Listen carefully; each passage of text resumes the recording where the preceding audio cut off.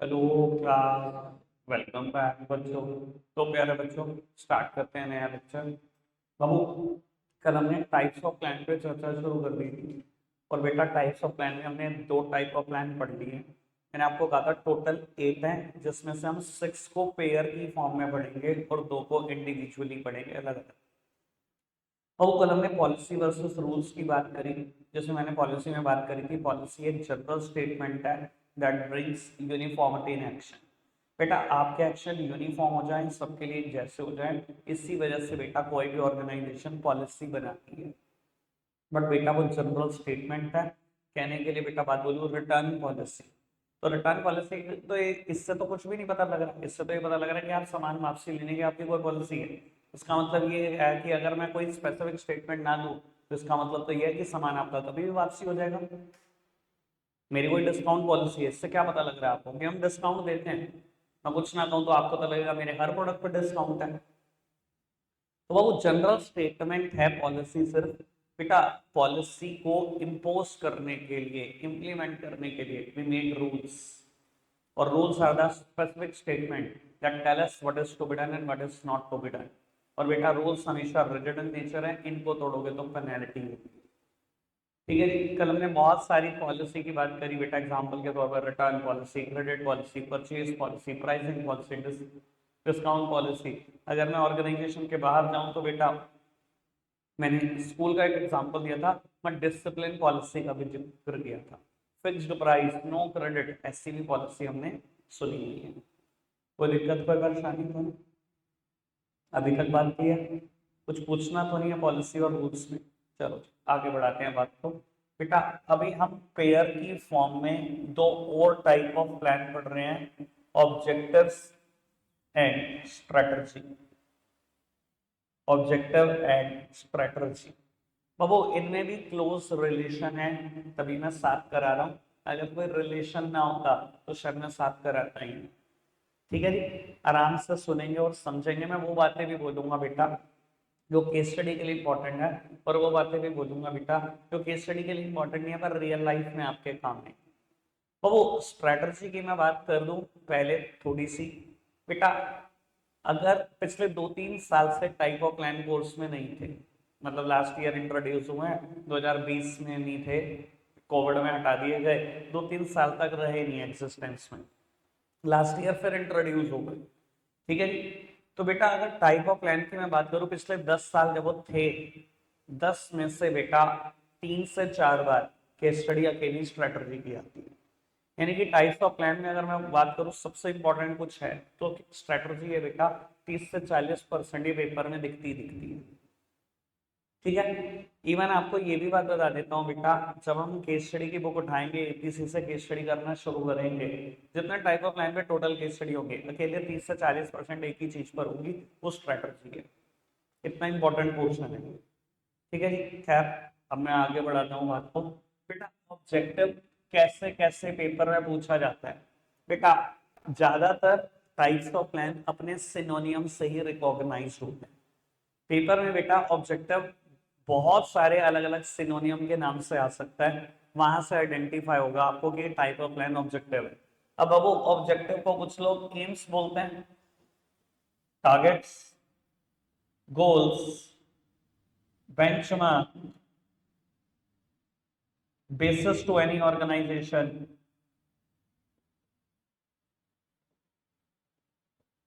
या it provide direction. वो और भी कुछ बोल सकते हैं। जो भी ऑब्जेक्टिव के सिनोनियम हो सकते हैं, सब यहाँ पर आ सकते हैं। कोई गोल्स बोलता है, कोई टारगेट बोलता है, कोई एम बोलता है, कोई बेंचमार्क बोलता है, कोई बोलता है ऑब्जेक्टिव प्रोवाइड डायरेक्शन, कोई बोलता है बेटा ऑब्जेक्टिव किसी भी ऑर्गेनाइजेशन का बेसिस है। तो बेटा कुछ ही बोल लो, इन सबसे केस स्टडी आइडेंटिफाई हो सकती है ऑब्जेक्टिव की। पहली बात। दूसरी बात, बेटा ऑब्जेक्टिव को कैसा होना चाहिए? क्वालिटेटिव होना चाहिए ऑब्जेक्टिव को, क्वांटिटेटिव? क्या कहते हो आप? गैस कर दो।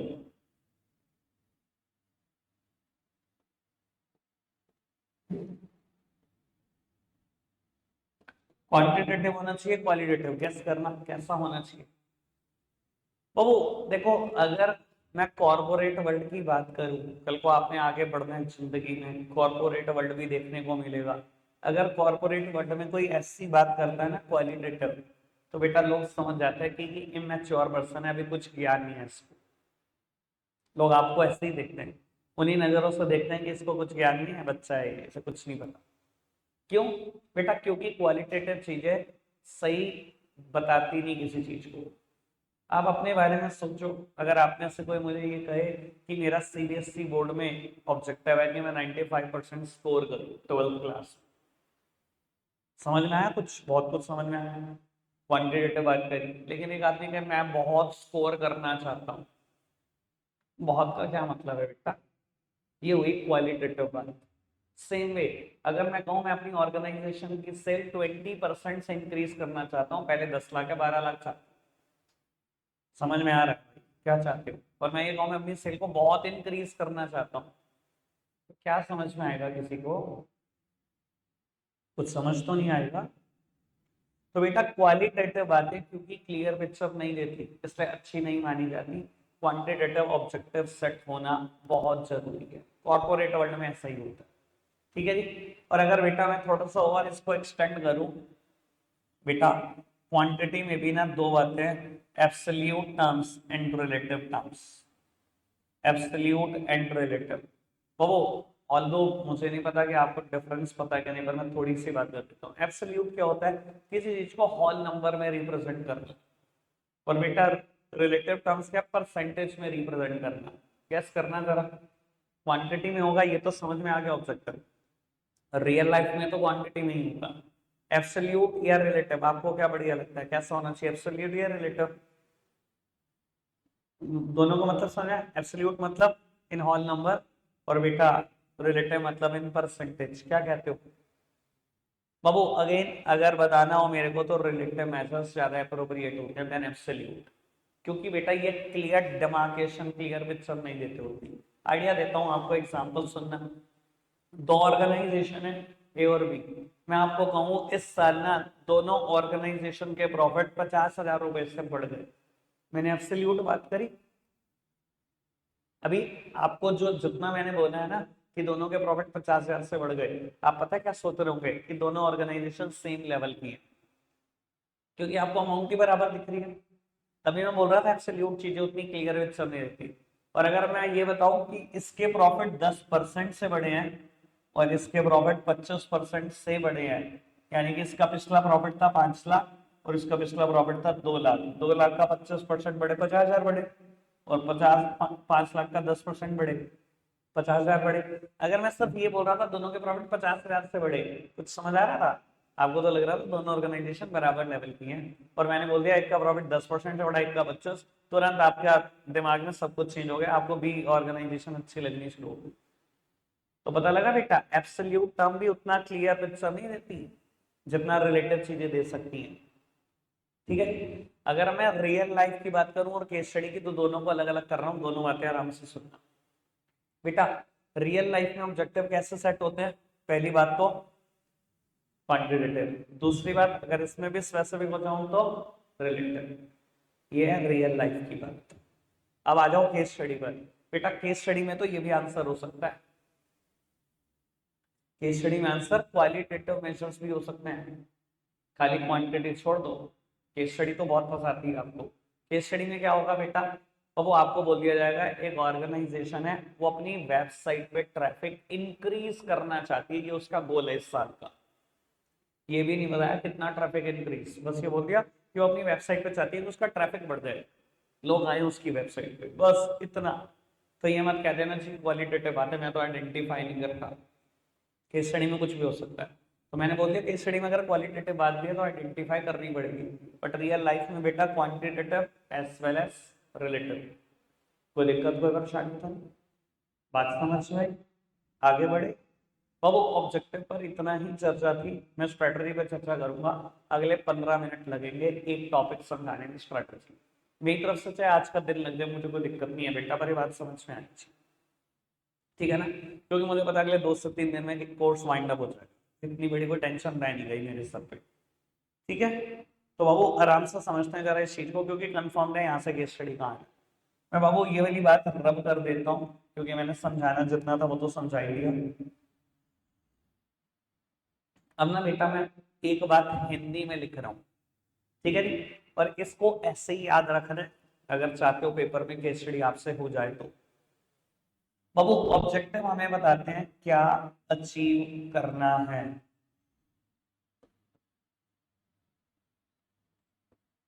ऑब्जेक्टिव हमें यही तो बताते हैं क्या अचीव करना है। बेटा स्ट्रेटजी हमें ये बताती है कैसे अचीव करेंगे या कर सकते हैं।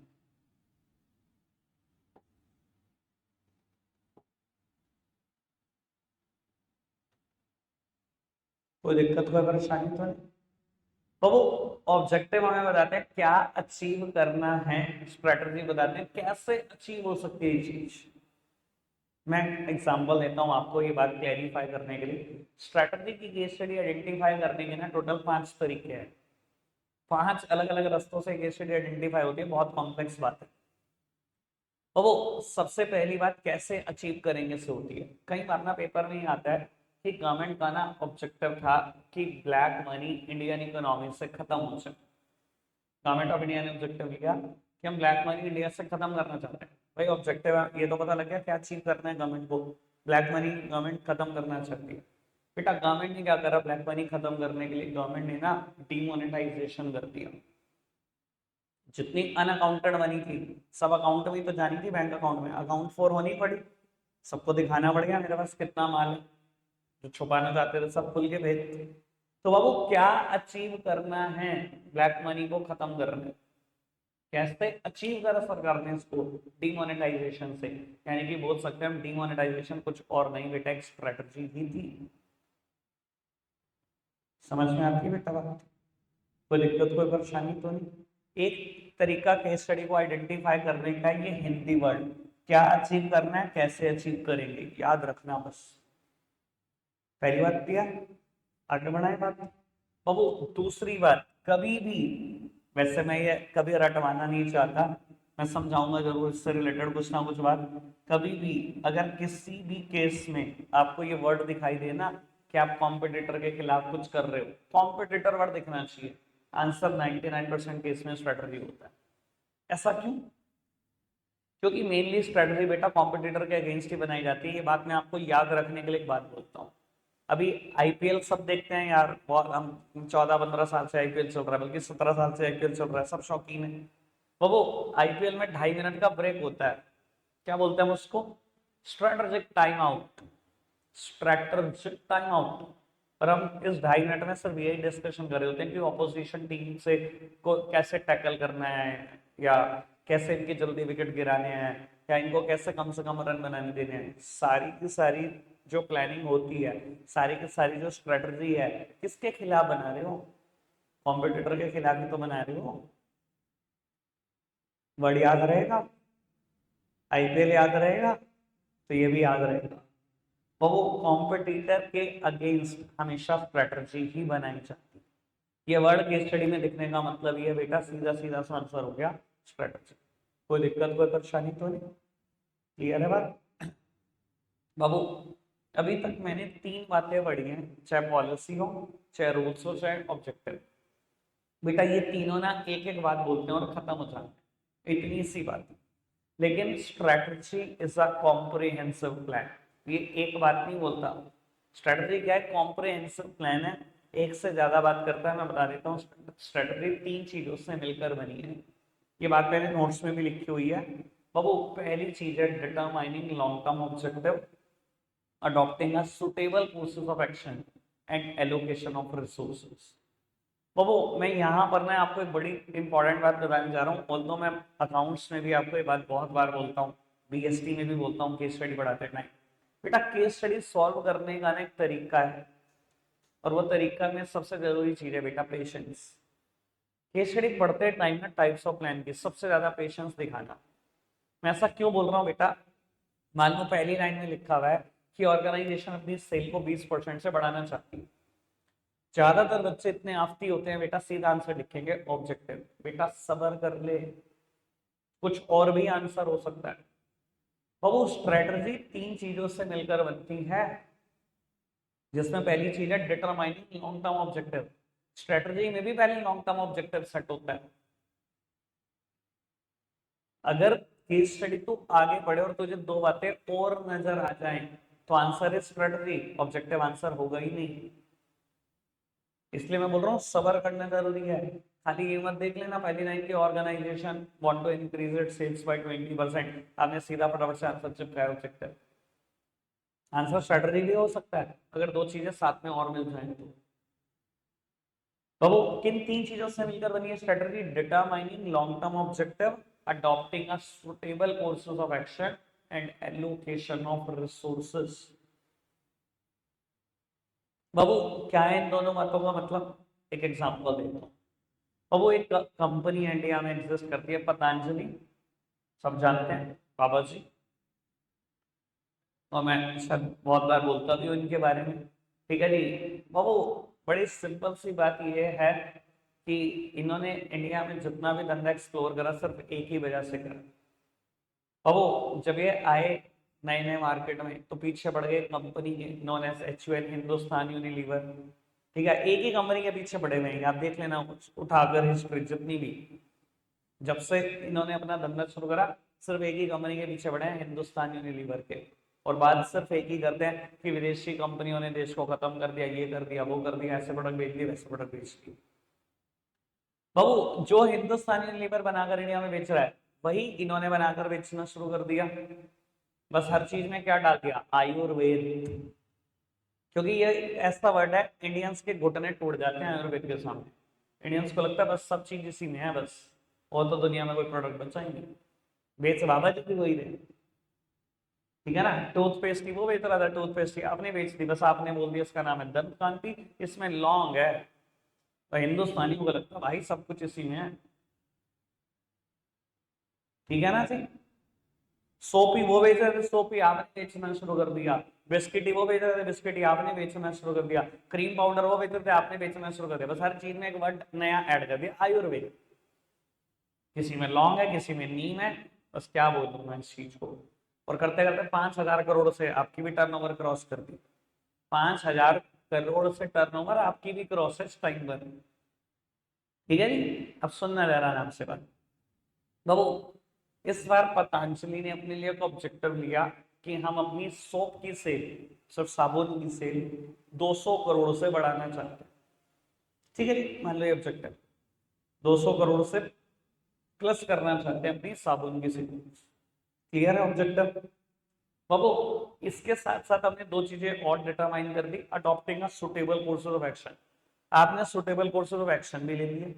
क्या एक्शन लिया आपने? पहले बेटा आप सोप निकालते थे एक ही वेरिएंट में सिर्फ नीम। अब आपने बेटा 10 अलग अलग फ्लेवर में सोप निकाले। अब वो कोई जस्मिन है, कोई लेवेंडर है, कोई मोगरा है, अलग अलग फ्लेवर में बेटा 10 वेरिएंट में और सोप निकाला। ऑब्जेक्टिव सेट हुआ। साथ ही साथ क्या किया? सुटेबल कोर्सेज ऑफ एक्शन लिए, साथ ही साथ एलोकेशन ऑफ रिसोर्सेज। आपने रिसोर्सेज भी एलोकेट कर दिए। इस बार आपका एड बजट सिर्फ अपने सोप का एड बजट 20 करोड़ है। 20 करोड़ रुपए आप खर्चने को तैयार हो, एडवर्टीजमेंट का बजट है आपका सिर्फ सोप से रिलेटेड। और पतंजलि ज्यादातर एड न्यूज चैनल पर करता है, ABP न्यूज और आज तक को उसने थोड़ा सा कैप्चर किया हुआ है अच्छे से। और बेटा वो कैप्चरिंग बिल्कुल ठीक है। मैं हमेशा आपसे बात कर रहा था, जब मार्केटिंग की बात कर रहा था, लोग कहते हैं एड महंगा पड़ता है। भाई एड से सस्ती कोई चीज ही नहीं होती। इंडिया में ABP न्यूज सबसे ज्यादा देखे जाने वाला चैनल है, सबसे ज्यादा देखे जाने वाला न्यूज चैनल भी है, सबसे ज्यादा देखे जाने वाला चैनल भी है। एक स्टैट मैंने आपके साथ शेयर भी किया था कि डीमोनेटाइजेशन के टाइम पर 7 करोड़ लोग एक सिंगल पॉइंट ऑफ टाइम पर ABP न्यूज देख रहे थे। हाईएस्ट पीक बताई गई थी 7 करोड़। यार अगर मैं कहता हूं आपने 5 करोड़ रुपए खर्च करके ऐड भी किया, या 7 ही करोड़ खर्च करके ऐड किया और 7 करोड़ लोगों तक पहुंच गए, 1 रुपए में अगर आप एक बंदे तक पहुंच गए हो, इससे सस्ता तरीका मुझे बता दो ऐड का, मैं करना चाहता हूं। आप ढूंढ नहीं पाओगे इससे सस्ता तरीका। समझ में आती है बात? क्लियर है बात? जो मैंने समझाने की कोशिश करी बिल्कुल ओके है? बाबू तो अभी तीन बातें समझ में आई, मैं वापसी आ रहा हूँ स्ट्रेटजी पर, सारी बातें छोड़ छाड़ के।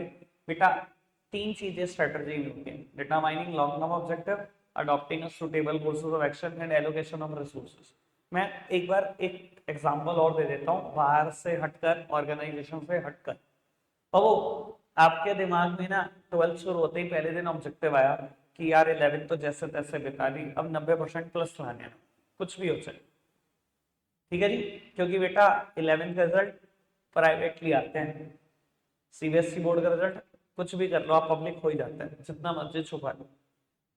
मानते होंगे इस बात को तो बाबू आपने ऑब्जेक्टिव लिया कि मुझे 90% लाने हैं, आपने क्या करा, सुटेबल कोर्सेज ऑफ एक्शन भी ले लिए, पहले दिन ट्यूशन लगा ली बेटा, सभी सब्जेक्ट्स पढ़ना शुरू कर दिया सीरियस हो। और बेटा थर्ड बात कहती है एलोकेशन ऑफ रिसोर्सेज, आपने बेटा रिसोर्सेज भी खर्चने शुरू कर दिए, पैसे भी बहुत सारे खर्च दिए, बहुत सारे टीचर के नोट्स इकट्ठे करने में, पास्ट ईयर पेपर इकट्ठे करने में, कई सैंपल पेपर भी खरीद लिए। ये जो आपने बनाया ना, ये स्ट्रेटजी यही है। अगर किसी भी चीज में तीन बातें दिख जाती है तो आंसर है स्ट्रेटजी। कोई दिक्कत कोई परेशानी तो नहीं अभी तक इस बात, समझ आ गई बात? तो बाबू पहली बात है कैसे अचीव करेंगे, यहाँ से भी स्ट्रेटजी होता है, कॉम्पिटिटर वर्ड दिख जाए स्ट्रेटजी होता है, नोट्स में लिखी गई तीन बातें वो दिख जाए कि स्ट्रेटजी कॉम्प्रिहेंसिव प्लान है। मैंने अभी बोला था कॉम्प्रिहेंसिव है, इसलिए एक बात नहीं कहता, अगर तीनों बातें दिख जाए तो आंसर है स्ट्रेटजी, ठीक है। चौथी बात बेटा, किसी अपॉर्चुनिटी को कैपिटलाइज करने के लिए भी स्ट्रेटजी बनाई जाती है, इसको आप मार्केटिंग स्ट्रेटजी बोल सकते हो। अभी मैं एग्जांपल देता हूं बेटा, अगर आप किसी अपॉर्चुनिटी को कैपिटलाइज कर रहे हो ना, कैपिटलाइज करने के लिए आप जो कुछ कर रहे हो सब स्ट्रेटजी का ही पार्ट है। एग्जांपल है मेरे पास बिल्कुल लाइव, 2016 में जब डीमोनेटाइजेशन हुआ, वो वाला पुराने 500,000 के नोट वाला, अभी वाला नहीं, 2000 वाला नहीं, 2016 में जब डीमोनेटाइजेशन हुआ बेटा, तब ना यूपीआई नाम की कोई चीज एग्जिस्ट नहीं करती थी, सिर्फ पेटीएम वॉलेट होता था, ठीक है जी। और बता देता हूँ क्यूआर कोड भी नहीं होते थे उस टाइम, सिर्फ हम फोन नंबर डालते थे, फोन नंबर से फोन नंबर पे पेटीएम होते थे, वॉलेट में पैसे आ जाते थे, बैंक अकाउंट में नहीं जाते थे सीधा, यूपीआई नाम की चीज नहीं होती थी, ठीक है बाबू। जैसे ही गवर्नमेंट ने डीमोनेटाइजेशन करा और आपको पता है पार्लियामेंट में बड़ी जंग छिड़ी और पता नहीं क्या क्या बहस होती रही, कांग्रेस की बीजेपी की, एक के बाद एक जवाब है, तो उसके बाद पीएम साहब ने जब जवाब दिया ना ब्लैक मनी से रिलेटेड या डीमोनेटाइजेशन से रिलेटेड, तो उन्होंने एक ही बात बोली कि मेरा विजन ये है कि मैं कैशलेस इकोनॉमी चाहता हूँ। मैं कैश चाहता ही नहीं इकोनॉमी, बिल्कुल नहीं चाहता मैं कैश, क्योंकि सबसे ज्यादा ब्लैक मनी बेटा कैश की फॉर्म में ही होती है। मैंने पता नहीं आपको कभी उस तरीके से समझाया कि नहीं समझाया, पर मैं एक बात बोल देता हूँ। अच्छा एक बात बताओ, मान लो आज मैं 90 लाख रुपए का सामान खरीदूं और आज ही करोड़ रुपए का बेच दूं, पर ये काम है बैंक अकाउंट से करूं, सरकार से छुप सकता है? नहीं छुप सकता, मानते हैं? क्योंकि मेरे अकाउंट से अगर 90 लाख कटे और 1 करोड़ रुपए उसके बाद मेरे अकाउंट में आए हैं, तो अगर बैंक अकाउंट में कुछ चीज आ चुकी है, बैंक अकाउंट बिना आधार कार्ड पैन कार्ड के नहीं खुला होगा, सरकार की नजर में आ गया कि नहीं आ गया, बस ये बताओ, तुरंत आ गया, रुक नहीं सकता। अच्छा यही सोचो, ये सामान मैंने 90 लाख रुपए का कैश खरीदा है, कैश देकर आया, 90 लाख का सामान मेरे प्रेमाइसिस में आ गया, मैंने 1 करोड़ का तुरंत बेच दिया, कैश ही आ गया। बाबू अगर मैं ये ना दिखाऊं तो सरकार पूरी जिंदगी लगा ली साबित नहीं कर सकती कि मैंने 10 लाख रुपए कमाए थे या मेरी जेब से 90 लाख गए थे, करोड़ आए थे, कभी भी नहीं। तो सबसे ज्यादा बेटा ब्लैक मनी किसकी फॉर्म में होती है? कैश की फॉर्म में होती है, और मैंने समझाने की भी कोशिश करी, ठीक है। तो मोदी जी का कहना यही था कि मुझे कैश चाहिए नहीं, मुझे कैशलेस इकोनॉमी चाहिए, मैं बंद कर दूंगा सब कुछ, कैश ही बंद कर दूंगा।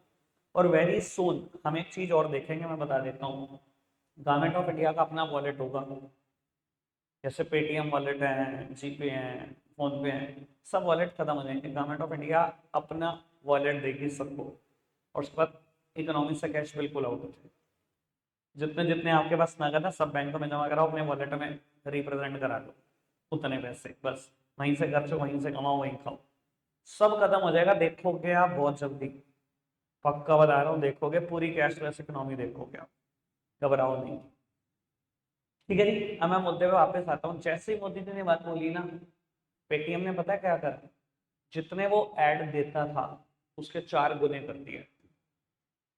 4 गुने। अगर आप समझ आ रहे हो तो मेरी बात पहुंच गई होगी आप तक। पेटीएम क्या कर रहा था ये 4 गुने ऐड करके? बेटा, एक अपॉर्चुनिटी उसको दिखाई दे रही थी मोदी जी के भाषण में, उसको कैपिटलाइज करने की कोशिश कर रहा था वो। उसको लगा यही मौका है, जितने यूजर बढ़ा सकता हूँ बढ़ा लेता हूँ, कैश तो इकोनॉमी से खत्म हो ही जाएगा। उसने 4 गुने ऐड कर दिए। जैसे उसने कभी पेटीएम की शक्ल भी देखी थी उसने भी इंस्टॉल कर लिया था उसको।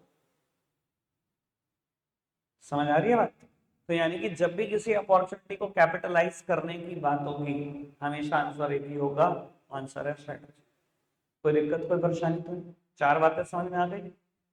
कैसे अचीव करना है वाली बात, कॉम्पिटिटर वाली बात। स्ट्रेटजी एक कॉम्प्रिहेंसिव प्लान है, 3 चीजों से मिलकर बना है। Determining long term objective, adopting a suitable course of action, allocation of resources.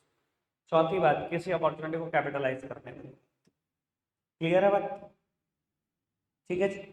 एक आखिरी बात,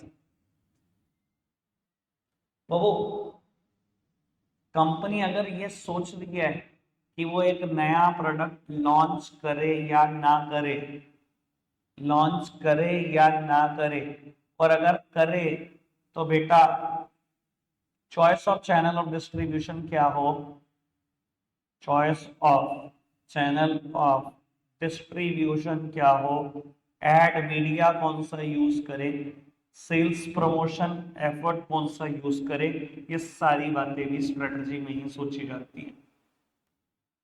बेटा मुझे लगता है ये 3 वर्ड जो मैंने लिखे हैं आपको शायद क्लियर होंगे, मार्केटिंग में सब पे चर्चा हुई है। Choice of channel of distribution सब समझते हैं, एक मिडल मैन हो, 2 मिडल मैन हो, 3 हो, याद होगा। Direct channel, indirect channel, 1 level, 2 level, 3 level, सब याद है। वही तो होते हैं चैनल ऑफ डिस्ट्रीब्यूशन, जो मिडल मैन होते हैं जितने। अब वो एड मीडिया, एड का कौन सा मीडियम यूज करें, पैम्पलेट यूज करें, टीवी ऐड करें, या किस तरीके से ऐड करें, वो सेल्स प्रमोशन एवर्ड सबको याद होगा शायद।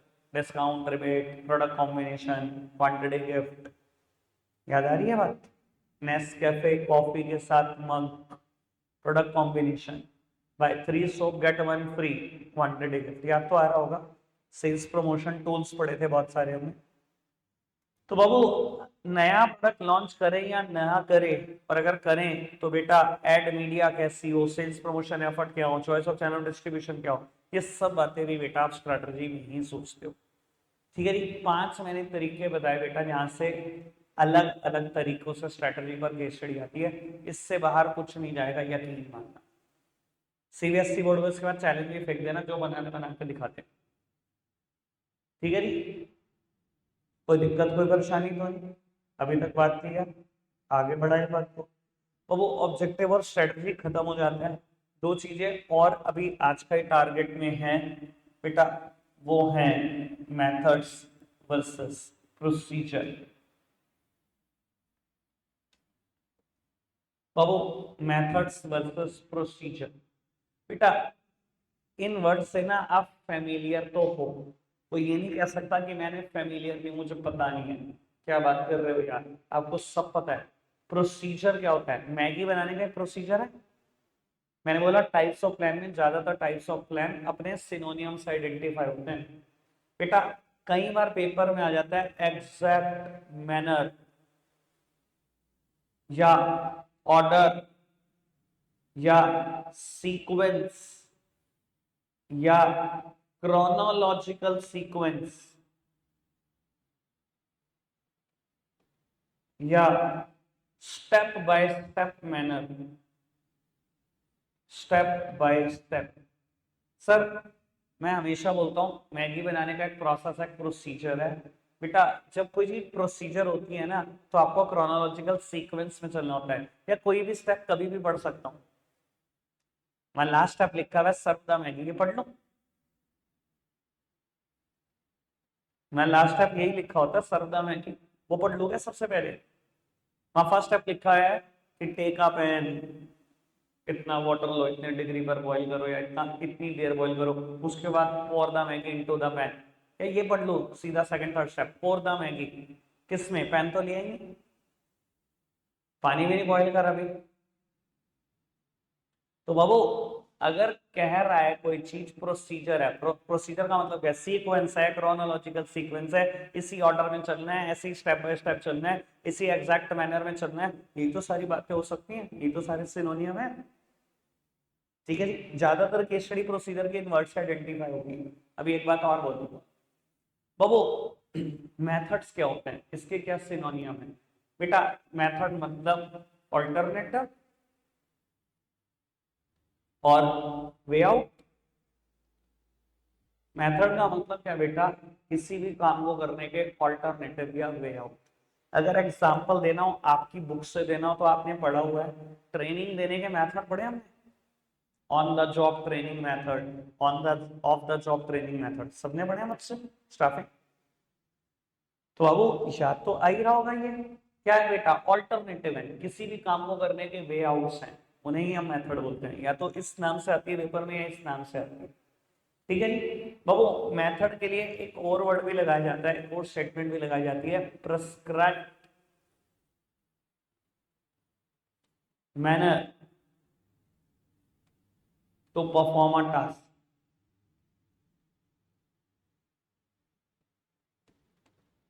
Prescribe manner to perform a task, ये वर्ड लगाया जाता है मेथड के लिए बहुत बार। मैं और क्लैरिटी से समझाता हूँ बेटा, जब आप किसी भी चीज का प्रोसीजर पढ़ रहे होते हो ना, प्रोसीजर के हर स्टेप में बहुत सारे मेथड हो सकते हैं। मैं क्लियर करता हूँ एक बार। मान लो बेटा, you are a publishing house, आपको कोई बुक पब्लिश करनी है बेटा। अगर मेरे को कोई बुक पब्लिश करनी है, कोई बुक छापनी है, सबसे पहला स्टेप क्या आता होगा, पेपर रोल लेता हूँ मैं, है ना।